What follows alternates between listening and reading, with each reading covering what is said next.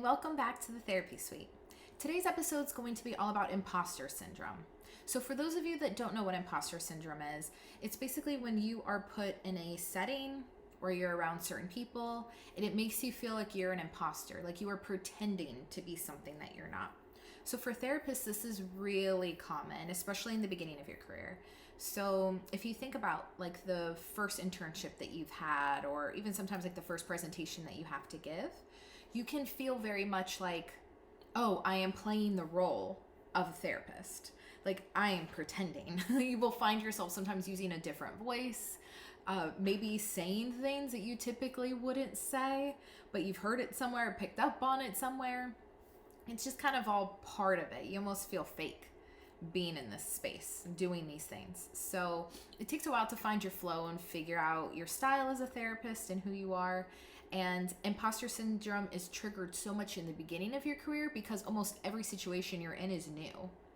And that is big for creating some of that anxiety that leads to imposter syndrome. But there's a couple different ways that you can deal with it, and that's what we'll talk about today. So first, like I said, you have to kind of understand what imposter syndrome is and how it shows up for you. I think for a lot of people, it's present in those internships, but I think it peaks big time once you graduate, because then you're actually out on your own. Now, I know you have a supervisor and you still have this title of like associate therapist or resident or provisionally licensed therapist as a little bit of an umbrella that keeps you protected, but you aren't a student anymore. You aren't an intern anymore. And you're kind of like expected to know things because now you have your master's. And for a lot of people, they kind of come out of grad school being like, well, I know how to write papers. I know how to format stuff in APA formatting. I know how to do a group presentation. I did a capstone. I can tell you some about statistics and research, but maybe not a lot about how to actually be a therapist. Some of that's dependent on your program. Some programs are very clinical, and so you've had a lot of role plays and discussions, but even that doesn't fully prepare you for having your first job where you're the therapist. You're expected to know what's going on. People are looking to you to help them and answer their questions. So it definitely gets worse initially when you first graduate, but that's all kind of part of it. I mean, a lot of being a therapist is learning what your own triggers are, what causes you anxiety, how to get ahead of that stuff, because how are you going to help other people if you're not even totally sure what those things look like for you? So definitely think a lot about what your insecurities might be overall, but for sure in the therapy setting, and start targeting some of those. So I know a big one for people, I know this was one for me coming out of school, was age. I took a year off between undergrad and grad school, but I still graduated grad school like 2 months before I turned 25 and probably looked about 20. So coming out of school and starting a job, you already feel kind of like, okay, I already am young, I look young, I'm now like a baby therapist, and this is all kind of scary. And that imposter syndrome feeds off of that. So if you know, okay, age is something that maybe triggers this imposter syndrome, then try to get ahead of that where you can. Think of the life experience you've had. Think of other people that are your age that maybe you admire or you see great qualities in, and things that will kind of help you get over the fact that your age may be a hindrance or something you feel is going to, I don't know, hold you back in your career. I think in some situations, being younger really helps. Working with kids, sometimes that helps, especially teenagers. A lot of times teenagers will request, and young adults too actually, will request a therapist that's closer in age to them because they just feel like they'll understand them better. Whether that's the case or not differs like culturally and socially and all of that stuff, but sometimes being younger is actually going to be an asset when it comes to being a therapist. So look at some of the benefits of your age, because you won't be that young therapist for very long in age or in experience. So enjoy that piece while you can and try to see the benefits of it. On the flip side, I've worked with a lot of therapists who being a therapist is their second career. So they're going to grad school in their 40s or 50s, And I know one in particular shared with me years ago. She'd asked how old I was. And I think at that point I was 27 because I had just got my license. And so she asked how old I was, and she said, "You look very young." She was like, "I'm almost jealous of that." And I said, "Why?" And she said, "Well, because this is my second career. I just got licensed too, and I'm 55. So people are going to look at me and expect that I know everything. I've been in this field for years. I can answer all their questions, and I can't." So her imposter syndrome was triggered by age in a different way. It was that she came in later and was just so concerned that people were going to expect her to know everything. So she was feeling some of the same insecurities that I was, almost 30 years younger. So everyone's going to have their thing. But again, kind of the assets of that is she has a lot of life experience. So even if she just finished school, there's going to be a ton of experiences that she can pull off of and different things that she has witnessed or been through herself that will make her more relatable to certain clients too. So if you can take some of those insecurities or things that you feel maybe might be a deficit in some way and try to find the positive, that'll help you battle some of that imposter syndrome. Another thing I've noticed when it comes to clients is they like to ask if you do any kind of marriage or couples counseling, if you're married, or if you are working with kids, or even sometimes if they're telling you about their kids. They want to know if you have kids. The tone of the question matters. If they're like, "Do you have kids?" you already know that they probably don't like what you have to say, or they're not going to believe what you have to say. So same sometimes with being married, though I found that one doesn't come across as harshly. That one's more like curiosity, where I think sometimes the parents can get more defensive. So they want to know that you've been through it, not just studied it. So you have a few ways of addressing those questions, because those tend to make people be like, if you are not married or you don't have kids, or if your grad program was like, don't talk about anything personal. That's going to be kind of impossible. You're a person. You have to relate to people on a people level first, or they're not going to buy you as a therapist. Like, they are not going to want to see you. They are not going to personally connect with you. And that connection is the basis of their entire success in therapy. So you want that relationship to be good. So it's up to you. I mean, the typical grad school professor answer might be, well, if they ask you a question like that, ask them, why is this important to you? And kind of flip it back on them. That may work with some people, but I would find that to be kind of rude for a lot of people. I think if you're like, why does that matter to you? Then it's going to come across as avoidant, possibly. It's going to come across as defensive, maybe. So just be kind of cautious with that one. I think you say the kids one, for example, if they ask if you have kids, you can answer something like, well, I personally don't have kids, but I have worked with, kids for however long. I have studied child development, and I believe that puts me in a position to help you. Just like a doctor doesn't have to necessarily have had cancer in order to treat it. You could say it's somewhere along those ways, but it's all just like all communication about tone, body language. If you're like, but a doctor doesn't need to have cancer to treat it, you look defensive. You've turned them off. They are not going to respond as well to you. But if you say it gently and, even say like, I'm, as the parent, as you are the parent, I will take everything you say into consideration. I understand that you're coming from a perspective that I can't necessarily relate to, but at the same time, I may be offering you a different perspective, and together we can come together and try to help your child. Then it sounds more collaborative. Then it sounds like we're working together. So you're still answering their question. You're not being too personal about your experiences. You're not explaining why you don't have kids or when you're going to or any of that stuff. But they're gonna know, even just in how you talk sometimes. So, and maybe for some people, it just makes them feel more comfortable. Parents are in a vulnerable position bringing their kid to somebody and admitting that they don't know how to help.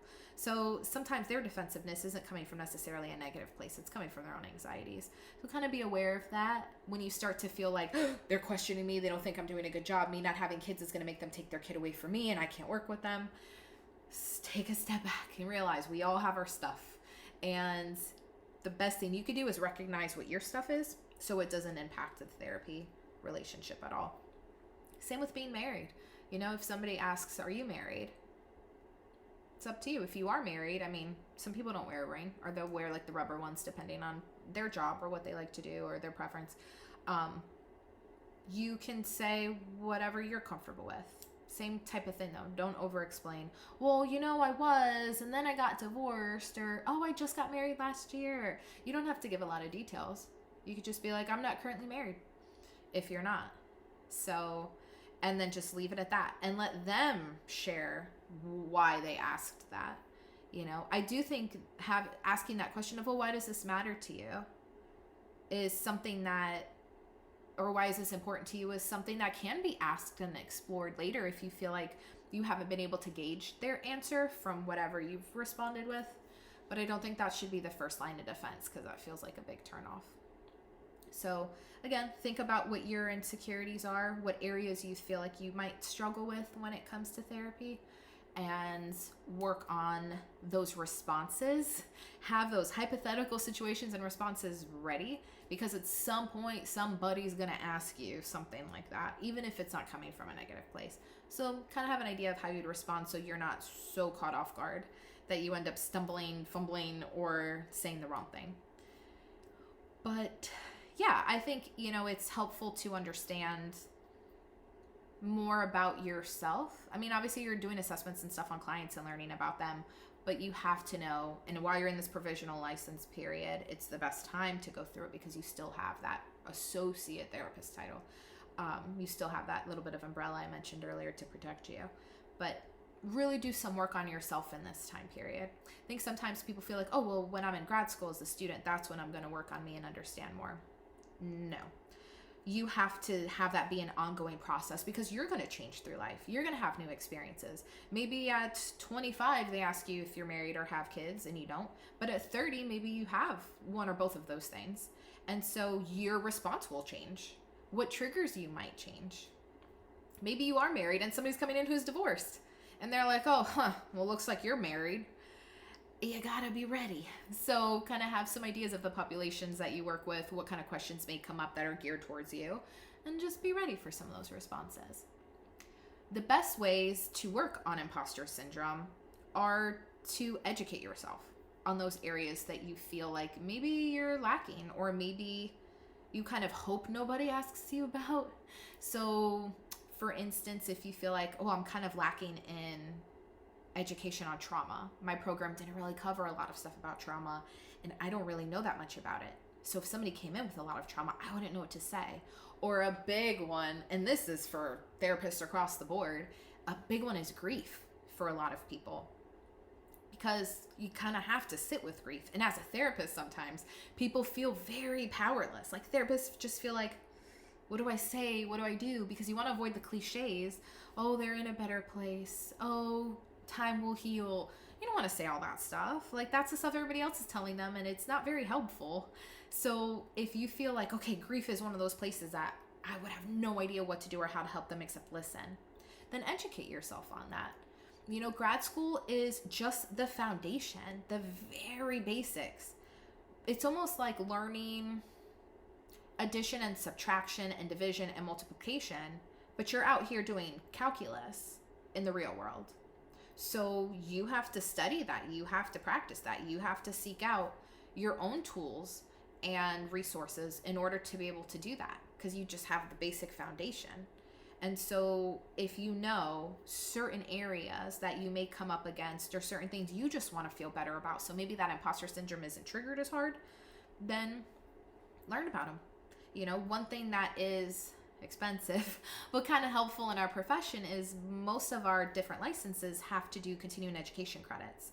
So every 2 years you have to do 30, 40, depends on your state and your license, but you have to do these continuing education credits, so trainings and stuff like that will help you stay up to date with new stuff in the field, that will allow you the time to, and the opportunity, I guess, to learn about a different area of study that maybe you've been wanting to learn more about or build up your skill set with. So try to use as much education as possible. And now with YouTube, with different books out there, podcasts, everything else, there's a lot of ways to find out more about the topics that you have more of an interest in. So education, big, for combating imposter syndrome.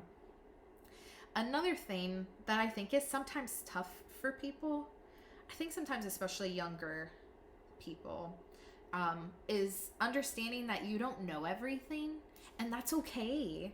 I think in grad school, there's a lot of, I don't know, maybe pressure to be like, okay, I know the answer for that. And we always got that one person in our class that's like, well, blah, blah, blah, blah, blah. And they just like know everything, supposedly. And so that can be tough too, because it feels like, God, how did they know that and I didn't? Or, oh, I didn't know that at all. Where have I been? Like, there's a lot of stuff that gets triggered sometimes in grad school when it comes to that imposter syndrome / like anxiety of being a new therapist. So you want to make sure that you give yourself some grace, that you understand like you are in a learning period. All of this stuff is new for the most part. I don't care if you've been in therapy for years. Once you're in the other chair, it is completely different.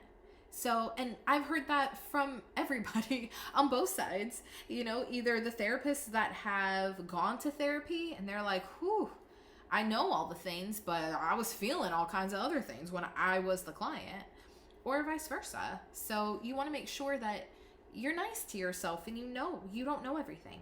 So if you're in a session or an assessment or whatever else, and somebody asks you a question and you're like, I don't know the answer. Don't make something up. Don't stumble if you can.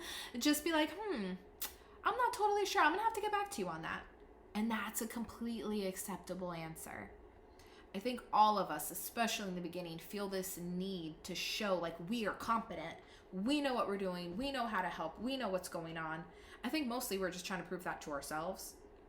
But of course, you know, you've got like a supervisor and licensing board and all these clients that are all looking at you to grow, to know what you're doing, to build on your skill sets and things like that. And so sometimes that can feel extra scary. But you don't know everything. You never will know everything. So admitting that makes you look more human and more humble. But again, it's your tone. If you're like, let me get back to you on that one. I'm not completely sure. Or I know one thing I say is like, I know a little bit about that, but not enough that I can give you some information and be sure it's not totally wrong.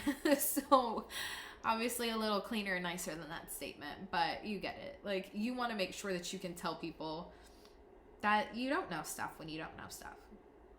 It's fine. Be honest. I don't think it's going to make you look less incompetent or less competent in any way. So, you know, be honest. You can't know everything. Another way to work on imposter syndrome is just to take breaks when you need to. A lot of, I guess, culture, at least in the US, and definitely within the therapy field, I've noticed there's a lot of like hustle culture. Okay, well, we got to work really hard and we got to be on to the next big thing. And you got to, in this period of time as a resident, you got to get your hours. And did you do your case study? And how many clinical hours have you had? Or how many supervisor hours have you had? How much have you studied for your test? What's going on? Like, oh, you only have this many clients in your caseload? Well, this other person has this many. Like, it's so stressful. So make sure that you are, one, not comparing yourself to other people, but two, that you are taking breaks when you need to. Because typically you'll work a lot of long hours and have limited pay, and, you know, just your life's going to change a lot. You're also using some of your free time to study for your exam. So it's like your life is just going to be very different for that period of time that you're getting your hours. That is going to be the main focus. But this field has such high burnout rates that you do not want to burn out as you're just getting started. And that happens a lot. So I've seen people that get so burned out that they fail their licensing exam. And them things are expensive. So then you got to go pay for it again, and sometimes have like a waiting period before you're allowed to register for it again. And so that may be cutting into the period of time that you have to get your hours. So there's a lot of stuff that can happen during this time period. And if you are not taking care of yourself, you're going to create more issues. I've known people that have gotten their license and then soon after they're like, I'm out. I don't want to be in this field anymore, because they got burned out.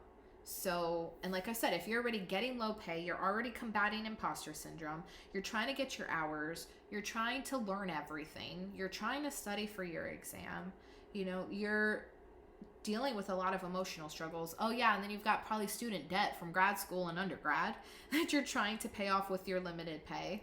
And maybe like at some point, like see family or exercise or go grocery shopping or any of the other like normal things you have to do. It's a lot. So whatever those breaks look like for you, take them. If that's you go to bed a little earlier certain days, if you pack your meals, one, to save money, but two, to know that, okay, that's one less thing I have to do through the week. All my food is done. It's in the fridge already, ready to go. Do what you got to do. It's not like you get extra points somewhere for pushing through or finishing a month faster than somebody else. No, it's not worth it. So if you're taking care of you, you also will be less susceptible to imposter syndrome because you'll be feeling healthier overall. And that goes to my last point for tackling imposter syndrome is acknowledge your strengths. Yeah, there's going to be things you don't know. There's going to be some areas that you just feel incompetent in. And there's going to be certain people or situations that are going to make you feel tired, exhausted, sad. Some of these client stories are sad. And there's vicarious trauma is real. Like we take home some of these things and it's like, wow, like this was heavy. So instead of looking at what you don't know, what you could know, what you should know, look at what you are doing right. You know, I think it's cheesy as it sounds, and we make our clients do this sometimes. It's helpful to kind of build like a mental, if not physical on paper, like gratitude list. You know, one thing that I've heard that is super helpful is when you are starting out, have a notebook, a note section in your phone, something that's kind of like your brag book is what I've heard some people call it, or your positive qualities list, or, you know, maybe like some cutesy name like you go girl list, whatever it's gonna be, and have a place where you are writing down compliments you've received or situations that went really well. Like, for example, if there's a teenager on your caseload that 2 or 3 other clinicians have tried to work with and the person didn't open up, and they get to you and they start really opening up and working on stuff, absolutely put that down. HIPAA compliant, whatever. But, you know, like saw a teen, opened up to me, and I'm their 3rd therapist. Accomplishment. Like something like that. You know, had a client today thank me because they said that this is the only place that they get to be themselves. And that made me feel really good, like I'm on the right track as a therapist. Stuff like that. You know, most people I think in general tend to look at the stuff that isn't going well or the stuff that they beat themselves up for, and they kind of ruminate on that. And all you're doing is reinforcing those negative thoughts. And I know that you guys know this as therapists, but we are bad at practicing what we preach. Like, it's like the doctors that are out here telling patients not to smoke and they're out here smoking. Like, that's what we do sometimes, where it's like self-care, blah, blah, blah. And we're not doing those things. So make sure that you are being nice to yourself. You're acknowledging those strengths. You are looking at the things you're doing well. Because even if you feel like you're not doing a lot well right now, that ratio will flip as you gain more experience and more confidence in this field. So make sure you're looking at the stuff you're doing right too. It all gets better. It really does. It's just this period of time is really hard. And imposter syndrome will flare throughout your career. If you're in a new setting you've never been in, that gets scary. You know, I know that I had done community mental health, and then, like I mentioned in past videos, like did an internship in hospital and stuff like that. But when I worked at a military clinic on base, and I was around all these active duty people, there was barely any civilians. I did not know much about the culture of the military. And suddenly I'm dropped, it felt like, in the middle of this clinic, trying to learn all these acronyms, trying not to sound incompetent, dealing with people with serious trauma on a daily basis, seeing 6 or 7 people all day with all of this trauma that was like imaginable from before the military, and then just added on to it during their experiences with deployments and stuff. It was a lot. So I would ask questions. At first I was like, oh crap, like I need to look like I know what I'm doing, because I was 27. So I was like, oh my God, I already look young. I'm a civilian. I'm a female. Like there's a lot of stuff that's just like not totally working for me in this situation. But you just gently ask questions. Somebody says an acronym and be like, what does that stand for? Ask. So I think that will help you show interest. And now if you've asked the question with the one client, if somebody else brings up that same situation later, that same medication that they're taking, that same acronym of a benefit that they're receiving from the government or something, like, you will know what that means. So I think, you will find that your imposter syndrome will kick up in certain areas throughout your career. So if you can get a pretty good handle on it in the beginning of your career, you'll be a lot stronger for when it does flare up in those later time periods. Well, I hope that was helpful. I just want everybody to know that we've all felt this way. And if somebody says they haven't, they're either lying or they're like kind of narcissistic. So don't listen to them. We have all felt like imposters in every profession, in every stage of life. Like, there's going to be things that just make us feel like we are pretending. So with therapists in particular, because we're in a bit of a place of power in that therapist role, I think sometimes that imposter syndrome is triggered harder. Plus, we care and we want to look like we know what we're doing, and we want people to like us and relate to us. So I think that if you can try some of the tips I mentioned, really work on you, understand more about what things make you feel more anxious when it comes to the therapy room, what things you can do to engage in self-care and take care of you, you're going to be set up for a lot more of your career. So try some of those things. Leave any comments if there's certain situations or things that you feel like sharing with the audience. And if you want, subscribe below and we can continue this journey together. Good luck, and I'll see you next time.